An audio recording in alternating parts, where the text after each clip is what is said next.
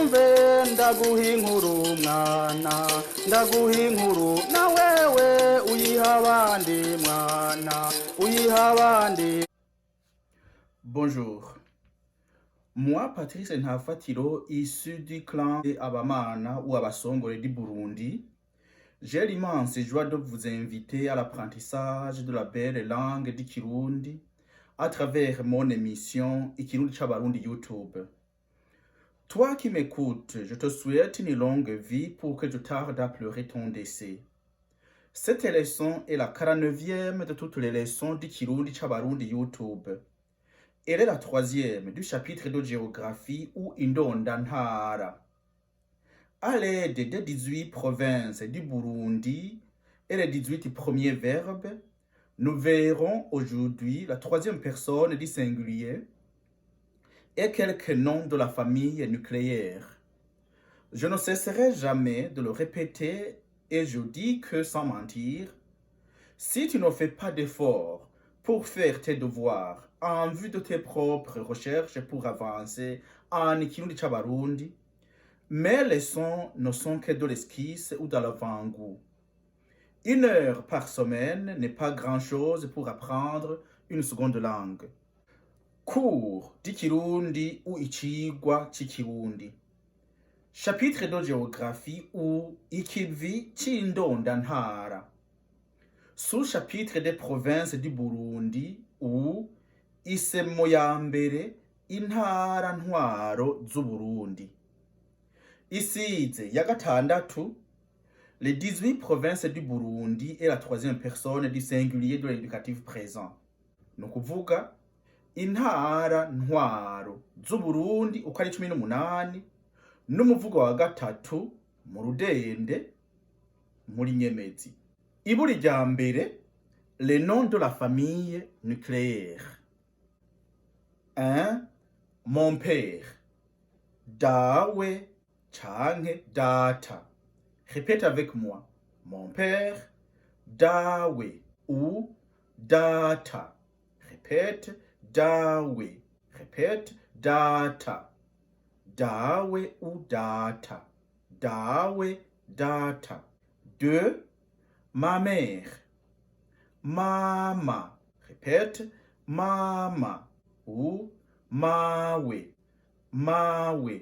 On va répéter, mama. Mawe. C'est la même chose. 3. Mon grand frère, si c'est un garçon qui parle. Mukugwanje. Si c'est un garçon qui parle, mon grand frère. Mukugwanje. Répète avec moi. Mukugwanje. Répète avec moi. Mukugwanje. Très bien. Mon petit frère, si c'est un garçon qui parle. Mon petit frère. Murumunanje. Répète avec moi. Murumunanje. Répète encore. Murumunanje. Ma sœur, si c'est un garçon qui parle. Ma sœur. Mushikanje. Ma sœur. Mushikanje. Répète encore une fois. Mushikanje.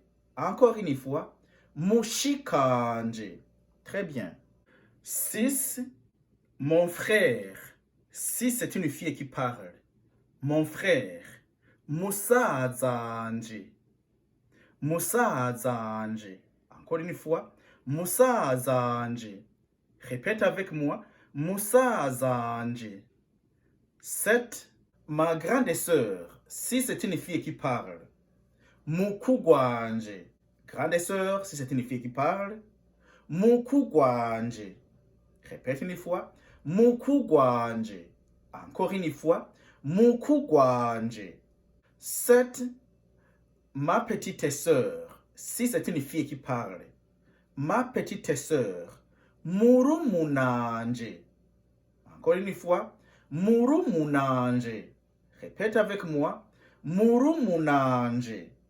Alors, si c'est un garçon qui parle de notre garçon, il dira Mukugwanje, grand frère. Comme si c'était une fille qui parle de sa grande sœur, elle dira Mukugwanje. Alors, Mukugwanje, c'est quand vous avez le même genre. Même genre, mukugwanje, grand frère. Murumunanje, petit frère. Mukugwanje, grande sœur. Murumunanje, petite sœur. Mais quand tu es garçon, tu parles de ta sœur, tu diras ma sœur, tu es garçon. Mushikanje, c'est mushikanje. Et quand tu es une fille, tu parles de ton frère, c'est musazanje. Musazanje. Encore une fois, musazanje. On ne va pas dire musazanje grand ou musazanje petit. Non, tout simplement on dit musazanje. Mais on va savoir de qui on parle. 10. La conjonction est. Na. Et en Ikirundi, na. Ou no. Ça dépend. On va le voir avec les provinces du Burundi. Exemple. Mon père et ma mère. Data na mama. Ou dawe na mawe. 11. La conjonction ou. Change. Ou kibure. Ou en Ikirundi c'est change. Ou kibure. Kibure c'est beaucoup plus soutenu. Mais retenez change. On va répéter change. On va répéter change. Alors, mon père ou ma mère. Data change mama. Dawe change mawe. Data kibure mama. Dawe kibure mawe. 12. Mon époux ou mon mari. Umugabo wanje. Umugabo wanje. Encore une fois, umugabo wanje. 13. Mon épouse ou ma femme. Umugore wanje. Umugore wanje. Encore une fois, umugore wanje. 14. Mes enfants. Mes enfants. Abana banje. Abana banje. Abana banje. 15. Mes parents. Abavyeyi banje.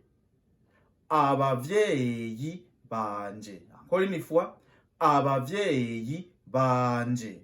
Très bien. Maintenant, Iburi rya kabiri. Les 18 provinces du Burundi. Bubanza, igisagara ca Bujumbura. Bujumbura y'imihana.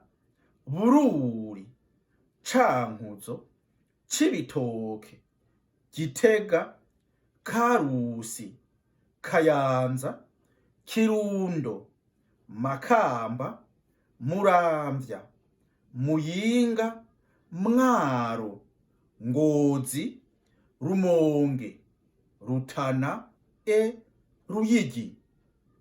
Iburi rya gatatu, les 18 premiers verbes français ikirundi. Aimer, gukunda. Aller, kuja. Arriver, gushika. Avoir, gufita. Choisir, gutora, canke, guhitamwo. Connaître, kumenya. Construire, kubaka. Écrire, kwandika. Entrer, kwinjira.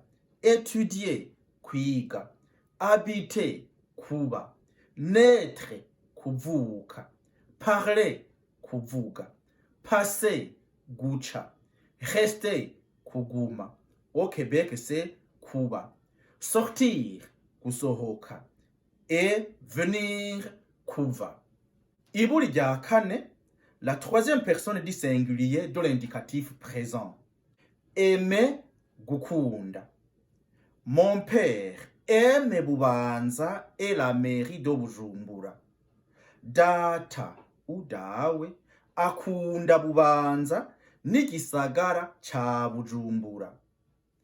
Il aime Bubanza et la mairie de Bujumbura. Akunda Bubanza n'igisagara ca Bujumbura. 2.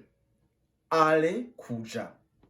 Mon père va à Bubanza et en mairie de Bujumbura. Dawe ou data aja i Bubanza no mu gisagara ca Bujumbura. Il va à Bubanza et en mairie de Bujumbura. Aja i Bubanza no mu gisagara ca Bujumbura. 3. Arriver, gushika. Ma mère va à Bujumbura et à Bururi. Mama ashika i Bujumbura ni Bururi. Elle arrive à Bujumbura et à Bururi. Ashika i Bujumbura ni Bururi. 4. Avoir, gufita.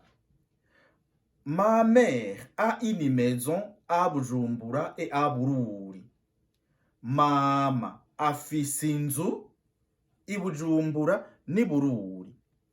Elle a une maison à Bujumbura et à Bururi. Afise inzu i Bujumbura ni Bururi. 5. Choisir, gutora ou guhitamwo. Mon grand frère, c'est un garçon qui parle. Mon grand frère choisit Cankuzo et Cibitoke. Mukuru gwanje atora Cankuzo na Cibitoke. Mukuru gwanje atora mu Cankuzo no mu Cibitoke. Il choisit Cankuzo et Cibitoke. Atora mu Cankuzo no mu Cibitoke. Ou atora Cankuzo na Cibitoke. 6. Connaître, kuzi ou kumenya. Mon grand frère connaît Cankuzo et Cibitoke. C'est un garçon qui parle. Mukuru gwanje azi Cankuzo na Cibitoke. Mukuru gwanje azi mu Cankuzo no mu Cibitoke. Il connaît Cankuzo et Cibitoke. Azi Cankuzo na Cibitoke. Ou azi mu Cankuzo no mu Cibitoke. Très bien. 7. Construire, kubaka. C'est toujours un garçon qui parle.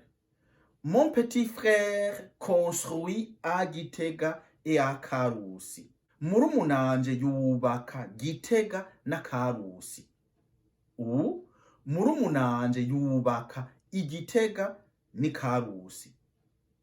Il construit à Gitega et à Karusi. Yubaka Gitega na Karusi. Ou yubaka Igitega ni Karusi. Souviens-toi, quand je dis construire à Gitega, yubaka Igitega ou yubaka Gitega. Parce que construire à Gitega, c'est en même temps construire la province de Gitega. J'en ai parlé dans la précédente leçon. 8. Écrire, kwandika. C'est toujours le garçon qui parle. Mon petit frère écrit Gitega et Karusi. Murumunanje yandika Gitega na Karusi. Il écrit Gitega et Karusi. Yandika Gitega na Karusi. 9. Entrer, kwinjira. Ma sœur entre à Kayanza et à Kirundo. C'est le garçon toujours qui parle. Mushikanje yinjira Kayanza na Kirundo. Mushikanje yinjira mu Kayanza no mu Kirundo. Les deux se disent. Elle entre à Kayanza et à Kirundo. Yinjira Kayanza na Kirundo. Yinjira mu Kayanza no mu Kirundo. 10. Être, kuri. En Kirundi, il y a des gens qui veulent dire être, que c'est le verbe kuba. C'est faux. Être, c'est kuri. Parce qu'on dit ndi, uri, ali. On ne dit pas mba, Non, pas c'est autre chose. On peut chercher un autre verbe. Mais en Ikirundi, quand on dit être, c'est kuri. Et je dis kuri parce que je dois chercher un morphème me référent des verbes ku. Il y a d'autres personnes qui disent ri. Non, moi je cherche un morphème référent des verbes qui est ku. Kuri. C'est ce que moi je dis. C'est toujours le garçon qui parle. Ma sœur est à Kayanza ou à Kirundo. Mushikanje ari mu Kayanza canke mu Kirundo. Elle est à Kayanza ou à Kirundo. Ari mu Kayanza canke mu Kirundo. 11. Étudier kwiga. C'est maintenant une fille qui parle. Ma grande sœur étudie Makamba et Muramvya.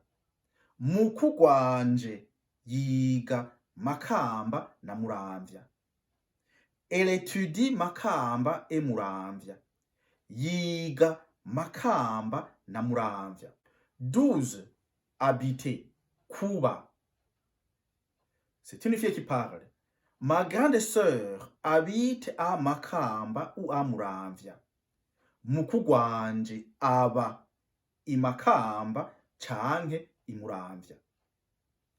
Elle habite à Makamba ou à Muramvya. Aba i Makamba canke i Muramvya. 13. Naître, kuvuka. Mais je vais utiliser le verbe naître à. Kuvukira. Naître à, kuvukira. Naître à, kuvukira. Alors, c'est une fille qui parle.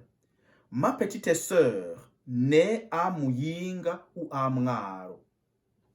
Murumunanje avukira i Muyinga canke i Mwaro. Elle naît à Muyinga ou à Mwaro. Avukira i Muyinga canke i Mwaro. 14. Parler, kuvuga. Ma petite sœur parle de Muyinga ou de Mwaro. C'est une fille qui parle. Murumunanje avuga Muyinga canke Mwaro. Ou murumunanje avuga i Muyinga canke i Mwaro. Même chose. Elle parle de Muyinga ou de Mwaro. Avuga Muyinga canke Mwaro. Ou avuga i Muyinga canke i Mwaro. Les deux se disent. 15. Passer, guca.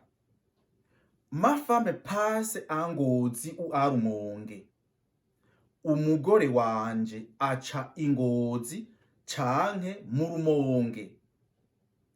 Elle passe à Rumonge ou à Ngozi. Aca mu Rumonge canke Ingozi. 16. Rester, kuguma ou demeurer au Québec. Ma femme reste à Ngozi ou à Rumonge. Umugore wanje aguma Ingozi canke mu Rumonge. Elle reste à Ngozi ou à Rumonge. Aguma Ingozi canke mu Rumonge. 17. Sortir, kusohoka. Mon mari sort de Rutana ou de Ruyigi. Umugabo wanje asohoka Rutana canke Ruyigi. Ou umugabo wanje asohoka mu Rutana canke mu Ruyigi. Les deux se disent. Il sort de Rutana ou de Ruyigi. Asohoka Rutana canke Ruyigi. Asohoka mu Rutana canke mu Ruyigi. Le dernier verbe, venir. Kuva ou kwamuka. Mon mari vient de Rutana ou de Ruyigi. Umugabo wanje ava mu Rutana canke mu Ruyigi. Umugabo wanje yamuka mu Rutana canke mu Ruyigi. Les deux se disent. Il vient de Rutana ou de Ruyigi. Ava mu Rutana canke mu Ruyigi. Yamuka mu Rutana canke mu Ruyigi. Je n'ai pas dit mes enfants, je le dirai dans la prochaine leçon. Je n'ai pas dit mes parents, je le dirai dans la prochaine leçon. Je clorai cette émission en disant qu'aucun ne se suffit. Nous prions Dieu pour mériter le ciel même. Ainsi, Comme je viens de t'instruire, renvoie-moi l'ascenseur. Abonne-toi s'il te plaît. Clique s'il te plaît sur la cloche pour recevoir la notification chaque fois que je publie une leçon. Partage s'il te plaît parce que la connaissance partagée se répand. Clique sur like parce que je ne t'ai pas tenu mais je l'ai fait. Écris-moi sur ichabarundi@gmail.com pour de quelques aides ou questions. Pour boucler la boucle, c'était Patrice Ntafatiro du clan de Abamana ou Abasongore du Burundi de la commune de Giheta sur la colline de Muremera. Je suis chercheur et inventeur en émission Ikirundi Chabarundi. Ainsi, je te quitte des yeux, pas du cœur, en te souhaitant d'être comblé de bien, de bonheur et d'honneur. Je te souhaite d'avoir un cœur d'or pour le Burundi, un cœur généreux pour les Barundi, et surtout un cœur reconnaissant envers Ikirundi, cette langue du Burundi, pour que cette belle langue se hisse au-dessus d'une multitude d'autres langues. Merci.